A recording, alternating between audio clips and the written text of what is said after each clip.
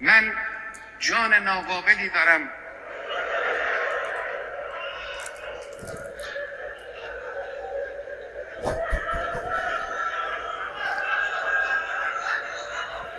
جسم ناقصی دارم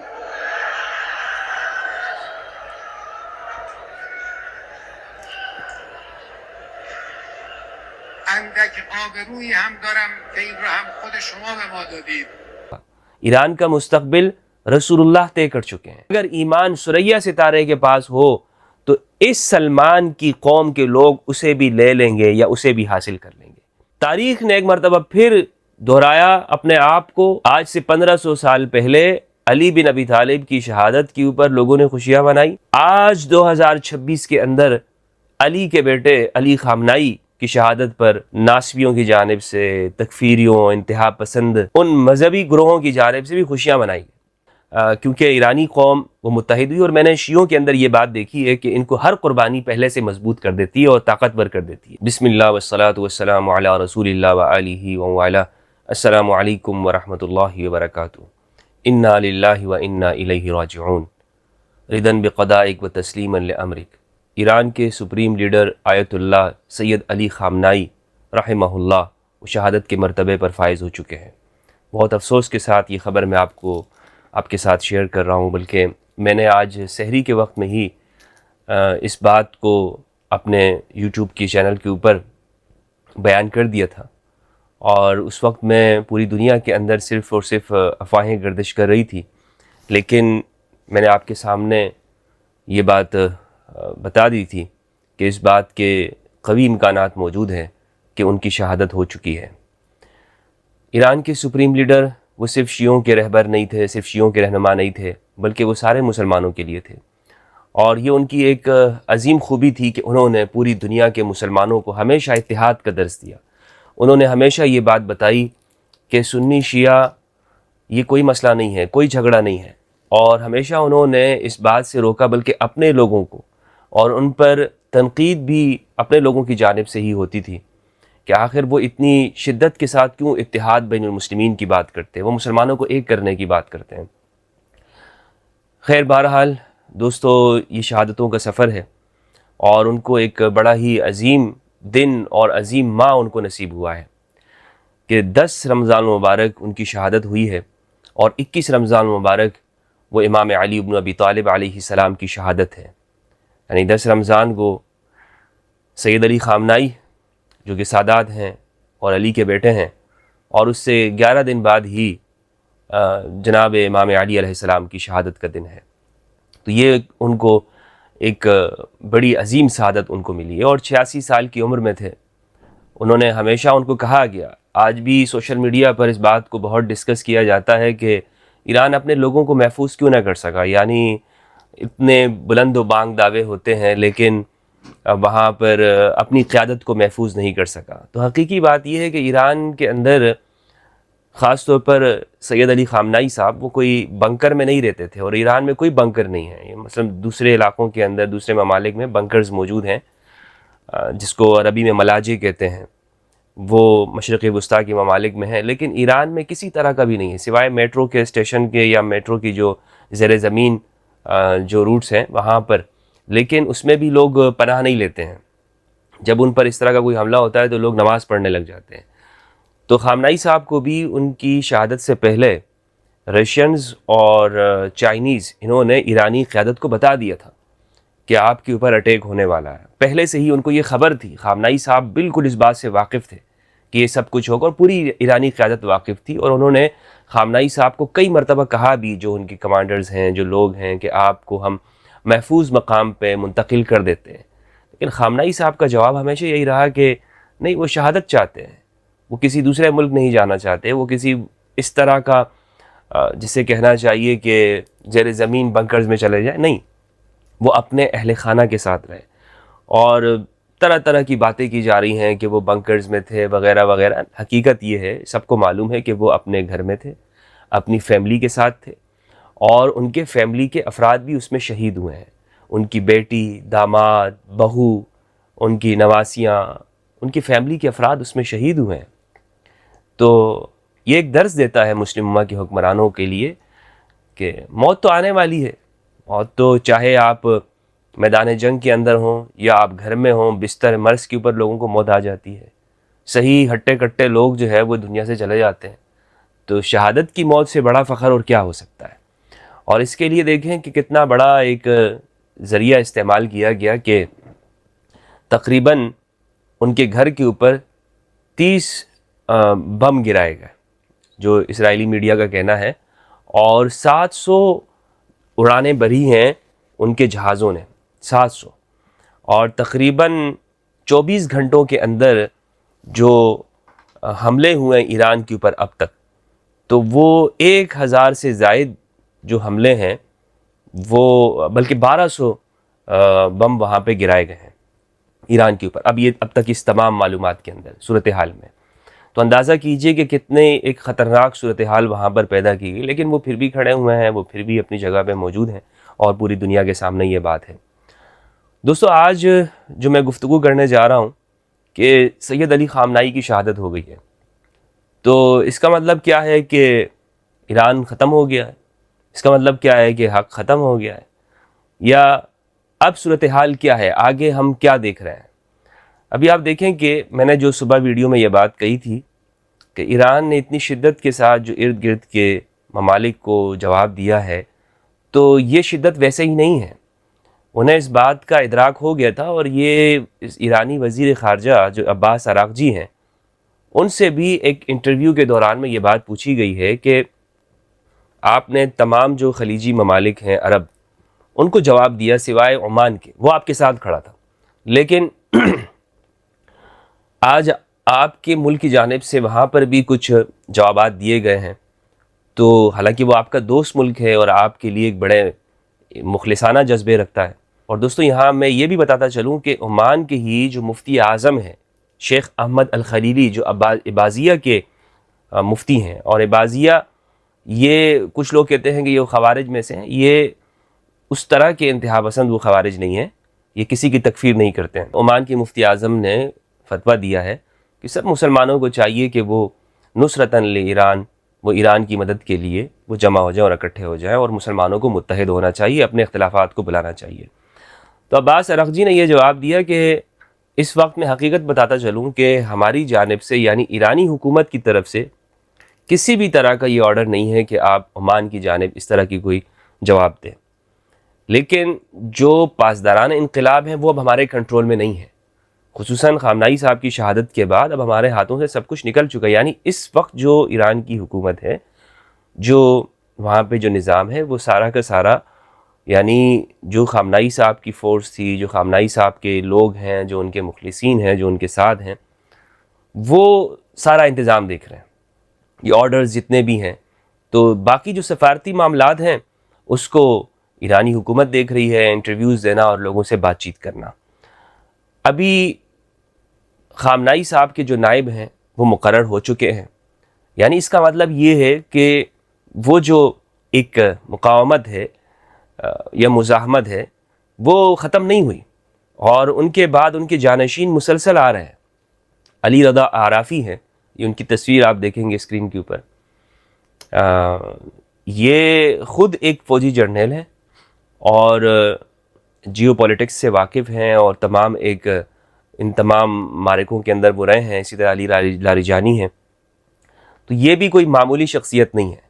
لیکن یہاں میں آپ کو بتاتا چلوں کہ گزشتہ سال غالباً جب سید ابراہیم رئیسی وہ آذربائیجان سے واپس آ رہے تھے ایران کی طرف, تو ان کے جہاز کو نشانہ بنایا گیا.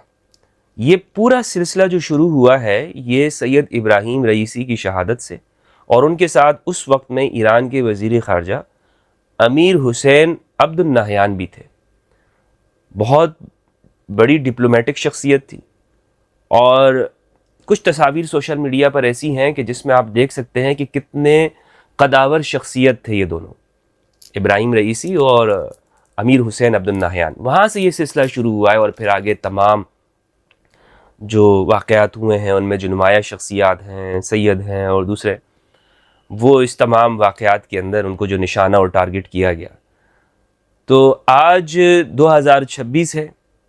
2026 کے اس مرحلے میں تاریخ اپنے آپ کو ایک مرتبہ پھر دہرا رہی ہے، اور ہم یہ دیکھ رہے ہیں کہ جس طرح سے امام علی بن ابی طالب علیہ السلام کی شہادت کے بعد کچھ لوگوں نے خوشیاں منائی تھی، میں نام نہیں لینا چاہتا، ہوں گے اس زمانے کے کچھ لوگ، یہاں روایات موجود ہیں، بلکہ میں آپ کو اسکین بھی آپ کے سامنے اسکرین پر دکھا دیتا ہوں تاکہ یہ بات بھی ایک کنفرم ذرائع آپ کو پتہ چل جائے۔ تو خوشیاں منائی گئی، لوگوں نے خوشی کا اظہار کیا، تاریخ نے ایک مرتبہ پھر دہرایا اپنے آپ کو، آج سے 1500 سال پہلے علی بن ابی طالب کی شہادت کے اوپر لوگوں نے خوشیاں منائی، آج 2026 کے اندر علی کے بیٹے علی خامنائی کی شہادت پر ناصبیوں کی جانب سے، تکفیریوں، انتہا پسند ان مذہبی گروہوں کی جانب سے بھی خوشیاں منائی گئی۔ یعنی یہ وہ گروہ ہیں کہ جو اسلام کا نام صرف حلق سے لیتے ہیں، یہاں اسلام ان کے اندر نہیں گیا ہوا، نیچے اسلام دل تک نہیں پہنچا، اسلام کی تعلیمات، اسلام کی باطن تک جو تعلیمات ہیں قلب پر، وہ اسلام کی تعلیمات ان پر نہیں ہیں، صرف ظاہر ماشاءاللہ آپ کا گیٹ اپ اچھا ہونا چاہیے، بڑی لمبی داڑھی رکھ لیں، صلحاء والا وضع قطع لباس آپ کا، اور اچھی اچھی باتیں، مسواک اور ادھر ادھر، اور ماشاءاللہ ہونٹوں کے اوپر دنداسا لگائیں، آنکھوں میں سرما لگا ہو، عطر لگی ہو، خوشبو اس طرح سے آ رہی ہو، راہ چلتے ہیں تو کبھی یوں ہو جائیں کبھی یوں ہو جائیں، باتوں میں اپنے ہونٹوں کو دائیں بائیں کرتے رہیں، منہ ٹیڑھے کر کے بات کریں، جب تقریر کریں تو ماشاءاللہ ایسا لگے کہ یہ ان کے بدن، ان کے باڈیز ماشاءاللہ کتنے ہٹے کٹے مسلمان ہیں، یہ مذہبی طبقات ہیں، مسلمانوں کا ساری آمدن اور سارا بجٹ انہی کے بدن کے اوپر لگ رہا ہو، لیکن یعنی تقریریں جب کر رہے ہوں تو مسلم امہ، اسلام کی نشأت ثانیہ، اور نیل کے ساحل سے لے کر تا بخا کے کاشغر، بڑی بڑی تقریریں آپ ان سے کروا لیجئے، اور مظاہرے اسلام کی خدمت وغیرہ وغیرہ، لیکن بات کیا ہوتی ہے ان کی، یہ جب بھی، میں معذرت کے ساتھ ایک جملہ کہنے جا رہا ہوں، اور وہ یہ ہے کہ میں بطور ایک سنی کے یہ بات کہنا چاہتا ہوں کہ میں نے سنی جو ہمارے فرقے ہیں اس کا جتنا میں نے مطالعہ کیا ہے، تو کبھی بھی سنی فکر سے آپ کو مزاحمت کیوں نظر نہیں آتی، یہ ہمیشہ کیوں آپ کو دکھائی دیتے ہیں معذرت کے ساتھ کہ یہ اوندے منہ گر پڑتے ہیں، اس کی وجہ کیا ہے؟ تو میں نے جتنا تحقیق کی اور معلومات ہوئی ہیں مجھے، وہ یہ ہے کہ بنیادی جو سنی فکر ہے اس کے اندر مزاحمت نام کی کوئی چیز نہیں ہے، یعنی اس کے اندر یہ ہے کہ آپ نے ہمیشہ ظالم کو قبول کرنا ہے، ظالم کی آپ نے مدح کرنی ہے، تعریفیں کرنی ہیں، اور جس طرح کی بھی ہو بس آپ پر کوئی بھی ظلم ہوتا رہے تو آپ نے چپ چاپ ہو کے بس اس کو قبول کرنا، اور اس کو یہ سمجھنا ہے کہ یہ خدا کی جانب سے میرے اوپر آیا ہے۔ تو یہ میں اس کو سمجھاؤں، یعنی جبریہ کا عقیدہ جبر، اسی کو اپناتے رہنا، اور شبلی نعمانی نے بہت خوب بات کی ہے الکلام کے اندر کہ یہ ایک خاص زمانے کے اندر سیاسی حالات کے تحت یہ نظریہ اموی زمانے کے اندر پیدا ہوا ہے مسلمانوں میں۔ بہرحال ابھی تک کی جو اطلاعات ہیں وہ یہ کہ ایران نے ابنائے ہرمز کو بند کر دیا ہے، اور وہاں پر دنیا کی جو تیل کی سپلائی ہے وہ بند ہو چکی ہے مکمل طور پر، اور دبئی اور سعودی عرب کے جو پورٹ ہیں وہاں پہ لمبی قطاریں لگی ہوئی ہیں، تیل کے مال بردار جو جہاز ہیں اور دوسرے ہیں، تقریباً کوئی بتایا جا رہا ہے کہ 10,000 جو جہاز ہیں وہ اس وقت تک پھنسے ہوئے ہیں وہاں پر، اور اس کا مطلب یہ ہے کہ اب دنیا میں اس عمل سے تیل کے کرائسس، شارٹیج اور یہ ساری چیزیں صورتحال پیدا ہو جائے گی، اور پاکستان میں آلریڈی تقریباً 8-10 روپے وہ تیل بڑھ چکا ہے، اور یہ اس سے آگے جائے گا، تقریباً یہ 1000 روپے لیٹر تک یہ جا سکتا ہے اگر حالات اسی طرح رہے، اور اس سے بھی آگے مطلب ایک خطرناک صورتحال پیدا ہو سکتی ہے اگر یہ اسی طرح کے حملے جاری ہوئے۔ یہاں میں ایک بات یہ کہنا چاہتا ہوں سب سے پہلے، وہ یہ کہ دنیا کی جتنی بھی امن پسند قوتیں ہیں ان پر یہ بات فرض اور واجب ہو گئی ہے کہ وہ ایران کے لیے آواز اٹھائیں، جتنی بھی امن کی بات کرنے والے ہیں، ادارے ہیں، ورنہ تو دنیا میں لوگوں کا امن کے نام سے اعتبار اٹھ جائے گا، اور امن کے لیے جو لوگ کوششیں کرتے ہیں، مخلصانہ کوششیں جو ادارے کام کرتے ہیں، تو ان پر سے بھی اعتبار اٹھے گا۔ تو اس کا مطلب یہی ہوا کہ جو طاقتور ہے وہ جس طرح چاہے اور جہاں چاہے وہ کام کرتا رہے گا، اور اس کو کوئی روکنے والا نہیں ہوگا۔ تو یہاں پر سب سے پہلے ذمہ داری بنتی ہے UN کی، اس کے بعد پھر امن کے لیے کام کرنے والے لوگوں کی کہ وہ پریشر ڈالیں، وہ بات کریں، کہ جناب ایسا نہیں ہونا چاہیے، یہ حق آپ کو کسی نے نہیں دیا۔ اس وقت آپ یہ دیکھیں کہ وہ تمام جو ممالک ہیں وہ ایک جگہ پر یونائٹڈ نظر آتے ہیں۔ کتنی افسوس کی بات ہے نا، وہ سب تو یونائٹڈ ہیں، متحد ہیں، اور اسلام جو ہمارا دین ہے وہ ہمیں متحد ہونے کی بات کرتا ہے، درس دیتا ہے۔ ہم لوگ متفرق ہیں، ہم لوگ متحد نہیں ہونا چاہتے۔ مثلا یہ اس سے بڑی ہم لوگوں کی ہپوکریسی کچھ نہیں ہو سکتی۔ ہم دوسروں سے شکوہ کرتے رہیں گے، دوسروں کے بارے میں تبصرہ کریں گے، خود اپنی حالت پر ہم نے کبھی غور نہیں کیا ہے۔ مطلب مٹھائیاں تقسیم کی جا رہی ہیں، یہ کس درجے کی بے حسی ہے، یا اس پر گفتگو ہو رہی ہے کہ جناب، اور یہاں پہ صرف مذہبی لوگوں کی نہیں، اس طرح کے صحافی حضرات میں بھی لوگ موجود ہیں جو اندر سے تکفیری ہیں، بغض رکھتے ہیں، ان کا کوئی دین ایمان نہیں ہے کسی طرح کا۔ وہ معاش کے لیے وہ یہ بات کرتے ہیں کہ ان کی معیشت رک جائے گی، ان کی وہ مطلب اس لیے میں آپ کو کہتا ہوں نا کہ ایک طبقہ تو یہ ہے کہ وہ کہتا ہے بھائی ہمارا اسلام بھی چلتا رہے، ہم نام کے مسلمان بھی ہوں دنیا میں، کیونکہ کفر اختیار کریں گے تو کھلم کھلا تو لوگ تو ان کو دھتکار دیں گے نا، لوگ تو ان کو دھتکار دیں گے۔ اس لیے وہ کہتے ہیں کہ بھائی ہمارا اندر کا کفر بھی چلتا رہے، ظاہر کا اسلام بھی چلتا رہے، اور ہم یہ سارے کے سارے مذہبی کرتے رہیں اور اسلام کا نام بھی لیتے رہیں۔ تو افسوس کے ساتھ یہ ہماری ایک بڑی، اور رسول اللہ صلی اللہ علیہ وآلہ وسلم کا فرمان ہے، صحیح روایت ہے سنن ابو داؤد کے اندر، رسول اللہ صلی اللہ علیہ وآلہ وسلم نے فرمایا کہ ایک وقت آئے گا کہ تم پر دنیا ٹوٹ پڑے گی جیسے بھوکے کھانے کے پیالے کے اوپر ٹوٹتے ہیں۔ یوشک ان تداعى علیکم الامم کما تداعى الاکلۃ الی قصعتها۔ تو صحابہ نے پوچھا یا رسول اللہ کیا ہم اس وقت کم ہوں گے؟ تو سرکار نے فرمایا کہ نہیں، تم کم نہیں ہوگے، لیکن حب الدنیا وکراہیۃ الموت، تمہارے اندر ایک تو وہن آ جائے گا۔ وہن یہ کہ دنیا کی محبت اور موت سے نفرت۔ اللہ اکبر، موت پسند نہیں ہے۔ دیکھیں جنہیں موت پسند تھی وہ شہید ہو گئے، شہادت ہر ایک کو نصیب نہیں ہوتی ہے۔ یہاں صحیح روایات موجود ہیں ایران کے بارے میں، اور وہ میں آپ کے سامنے پیش کرنا چاہتا ہوں۔ اس سے یہ بات معلوم ہوگی کہ اب آنے والا جو وقت ہے، ایران کا جو مستقبل ہے وہ کیا ہے۔ ایران کا مستقبل آج طے نہیں ہوگا، ایران کا مستقبل رسول اللہ طے کر چکے ہیں صلی اللہ علیہ وآلہ وسلم۔ رسالت مآب صلی اللہ علیہ وآلہ وسلم کا فرمان ہے، صحیح بخاری کے اندر موجود ہے، روایت کا نمبر ہے 4897، صحیح مسلم کی حدیث ہے، حدیث کا نمبر ہے 6498۔ حضرت ابو ہریرہ رضی اللہ تعالیٰ عنہ سے روایت ہے، وہ کہتے ہیں کہ رسول اللہ صلی اللہ علیہ وآلہ وسلم کے پاس ایک مرتبہ ہم صحابہ کرام بیٹھے ہوئے تھے کہ آپ پر سورۃ الجمعہ نازل ہوئی، اور اس کی یہ آیت وآخرین منہم لما یلحقوا بہم، کہ اور بھی لوگ ہیں کہ جو ابھی آئے نہیں ہیں اور یعنی وہ مسلمان ہوں گے۔ اس آیت کی تفسیر رسول اللہ نے خود فرمائی۔ ہم نے پوچھا یا رسول اللہ اس سے مراد کون ہے، وآخرین منہم سے کون لوگ مراد ہیں؟ تو آپ صلی اللہ علیہ وآلہ وسلم نے فرمایا، اور ہم میں سلمان فارسی رضی اللہ عنہ بھی بیٹھے تھے، آپ نے سلمان فارسی کے کندھے کے اوپر ہاتھ رکھا، سلمان کے اوپر ہاتھ رکھا، اور پھر فرمایا لو کان الایمان عند الثریا لنالہ رجال او رجل من ہؤلاء۔ اللہ اکبر، اگر ایمان ثریا ستارے کے پاس ہو تو اس سلمان کی قوم کے لوگ اسے بھی لے لیں گے یا اسے بھی حاصل کر لیں گے۔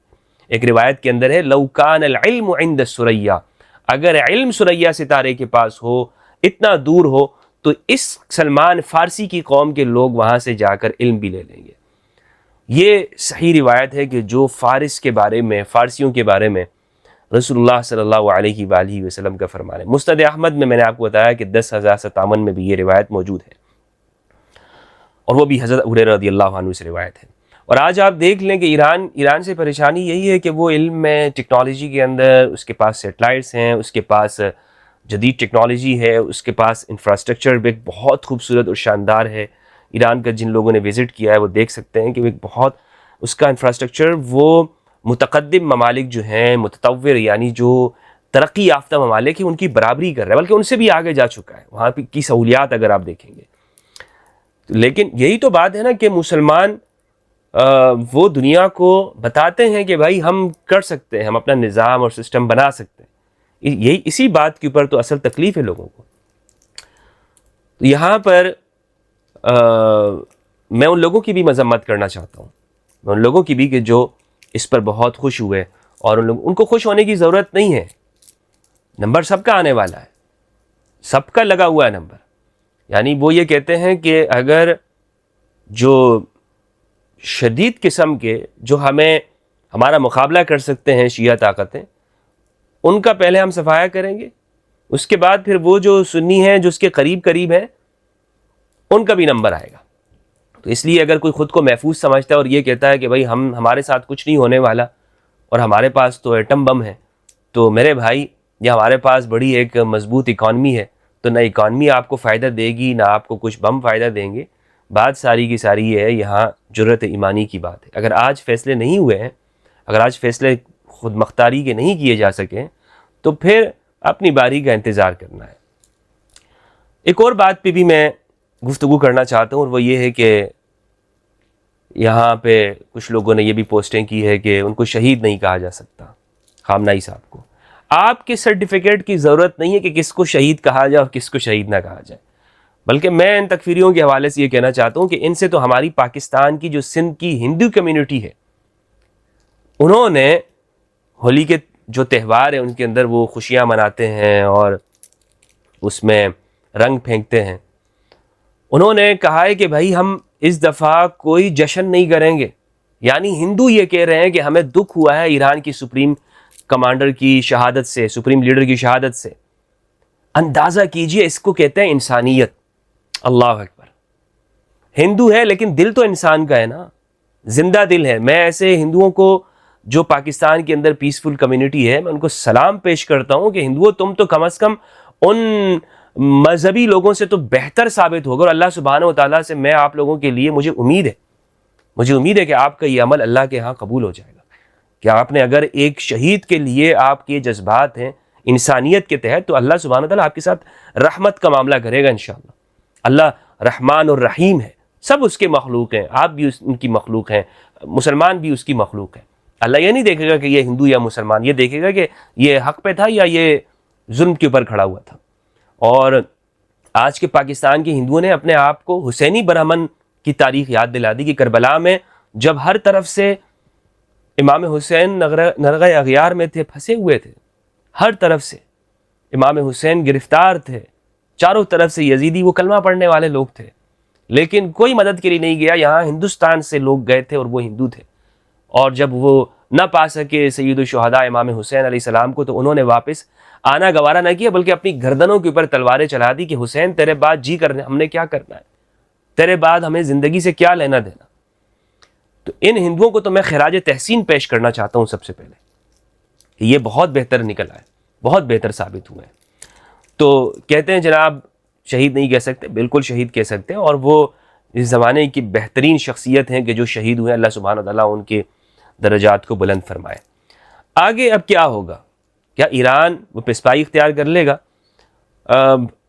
میرے خیال کے اندر جہاں تک میں اس بات کو دیکھتا ہوں کہ وہ یہ کہ اس دفعہ جو جنگ ہے وہ 12 دنوں کی نہیں ہے، بلکہ یہ اس سے زیادہ لمبی جائے گی، اور کیونکہ انہوں نے جو اپنے اہداف تھے پچھلے 12 دنوں کی جو جنگ تھی اس میں وہ حاصل نہیں کر سکے تھے، اس دفعہ انہوں نے 2 دنوں میں کچھ اپنے اہداف کو حاصل کیا ہے، لیکن وہ اس امید کے اندر ہیں کہ ہم مزید بھی اگر ہم دنوں کو بڑھائیں گے، 12 دنوں سے آگے لے کے جائیں گے، تو ہم اس کو اہداف کو پورا کر پائیں گے۔ مثلا ان کے اہداف ہیں وہاں پہ رجیم چینج، مثلا ان کے اہداف ہیں وہاں پر ایران کو مکمل طور پر خانہ جنگی میں مبتلا کرنا، کیونکہ پلان یہ ہے، یہاں پہ کوئی یہ نہ سمجھے کہ وہاں پر قبضہ کرنا مقصود ہے۔ قبضہ نہیں کیا جا سکتا ایران کے اوپر، ہرگز نہیں کیا جا سکتا۔ 50 سال کی تاریخ ہے انقلاب ایران کی، اس پہ کوئی قبضہ نہیں کر سکتا، کوئی بھی دنیا کی کوئی طاقت ایران پہ قبضہ نہیں کر سکتی۔ یعنی زمین پہ اترے جس طرح افغانستان میں اترے تھے، اس طرح نہیں ہو سکتا۔ ہونا یہ ہے کہ ان کے اہداف جو ہیں وہ یہ ہیں، اور اس میں بھی یہ ناکامی ہی ان کو رہے گی، لیکن کیونکہ ایرانی قوم وہ متحد ہوئی، اور میں نے شیعوں کے اندر یہ بات دیکھی ہے کہ ان کو ہر قربانی پہلے سے مضبوط کر دیتی ہے اور طاقتور کر دیتی ہے۔ بنیادی وجہ یہ ہے کہ یہ امام حسین کی کربلا کے ساتھ جڑے ہوئے ہیں، امام حسین علیہ السلام کے ساتھ۔ تو اگر بڑی بڑی شہادتیں ان کے لیے دینا، یہ کہتے ہیں کہ بھائی اگر علی بن ابی طالب شہید ہو گئے ہیں علیہ السلام، تو علی خامنہئی کی شہادت وہ اسی راہ کے اندر ایک صدقہ ہے، تو اس لیے ان کے اندر جذبہ شہادت موجود ہے، اور نائب ایک کے بعد ایک آتے رہیں گے. 50 سال کے اندر اس انقلاب نے ایک بڑی نسل تیار کی ہے. یعنی آپ شخصیات کا خاتمہ کر سکتے ہیں، نسلوں کا خاتمہ نہیں کر سکتے. نسلوں کا خاتمہ یعنی وہ انقلاب نسلوں میں چلا گیا ہے، بچوں میں، بچیوں میں، خواتین میں، گھروں میں. ان کو غلام کیسے بنایا جا سکتا ہے؟ کوئی قوم ان کو غلام نہیں بنا سکتی ہے. تو وہ جو اپنے چھوٹے چھوٹے اہداف ہیں، ان اہداف کو پورا کرنے کے لیے وہ سر جوڑ کر کوشش کر رہے ہیں. لیکن فیوچر جو ایران کا ہے وہ نظر یہ آ رہا ہے کہ اس کے اندر اگر اس امتحان سے نکل جاتے ہیں تو انشاءاللہ آگے ایک بہت ترقی یافتہ ایران ہے. اور یہ امتحان ہے اس وقت میں، اور اس امتحان کے اندر اللہ سبحانہ و تعالیٰ ان کو کامیابی دے گا. یہ ہم سب کی دعا ہے کہ اللہ ان کو امتحانات کے اندر کامیابی عطا فرمائے. تو وہ لوگ جو ایران کے مستقبل کے حوالے سے یہ پیشن گوئیاں کیے جا رہے ہیں کہ ایران کے اندر تو بس اب ختم، تو ایسا کچھ نہیں ہے. ایران کا مستقبل اب آپ دیکھیے گا کہ جو جوابات دیے جا رہے ہیں وہ کس درجے کے ہیں. ہاں یہاں پہ ایک خطرہ یہ ضرور پیدا ہو گیا ہے جس کی میں دعا یہ کرنا چاہوں گا کہ ایسا کچھ نہ ہو، کہ جو عرب ممالک ہیں وہ قریب ہے کہ وہ ایران کے ساتھ ایران کو جواب دیں اور ایران کے اوپر حملہ کریں. اور اس میں وہ اس انتظار کے اندر ہیں کہ یا تو اس کو اتنا کمزور ہو جائے پہلے کہ اس کے پاس جو میزائل وغیرہ ہے وہ طاقت ختم ہو جائے گی، پھر اس کے بعد اس کو جواب دیا جائے گا، یا یہ ہے کہ مل کر یہ امریکہ کو مزید فضائی جو مدد ہے وہ فراہم کی جائے گی. وہ اب بھی کی جا رہی ہے لیکن وہ خود کھل کے ابھی تک سامنے نہیں آئے ہیں، تو ممکن ہے کہ وہ کھل کر سامنے آ جائیں گے. اس میں بحرین اور عمان جو ہے وہ کھل کے سامنے آیا، جارڈن، اور وہاں پہ ایک بھرپور طریقے پہ اس کے بحری بیڑے وغیرہ سب کچھ موجود ہیں. تو اس میں یہی کہا جا سکتا ہے کہ فی الحال ان کو اپنے مقاصد کے اندر جن کو شہید کرنا تھا وہ تو کامیابی ان کو ہوئی ہے، لیکن جو اہداف ہیں اس پر ایک مہینے کے بھی اندر وہ اس کو حاصل نہیں کر سکتے ہیں. اور اہداف میں نے آپ کو بتایا کہ رجیم چینج ہو گئی، یا اسی طرح سے وہاں پہ بالکل مکمل طور پر مزاحمت کی سوچ کو ختم کرنا. اچھا دوستو، میں یہاں پہ چاہتا ہوں کہ آپ کے ساتھ آیت اللہ سید علی خامنائی رحمہ اللہ ان کی ایک تقریر آپ کے ساتھ شیئر کروں، اور اس تقریر کو آپ سنیے گا کہ جو ان کے آخری الفاظ تھے اور کس طرح سے انہوں نے اپنی شہادت سے پہلے جو یہ جملے کہے ہیں، ایمان سے بھرپور جملے. اس کو سنیے گا. خطاب به مولامون و صاحبمان حضرت بقیت الله ارواحنا فدا.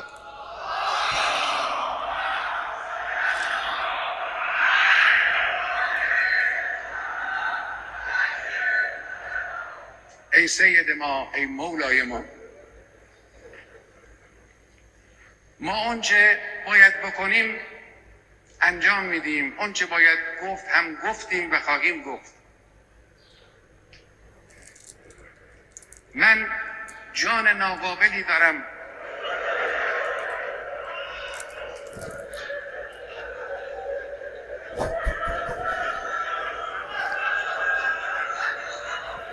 جسم ناقصی دارم،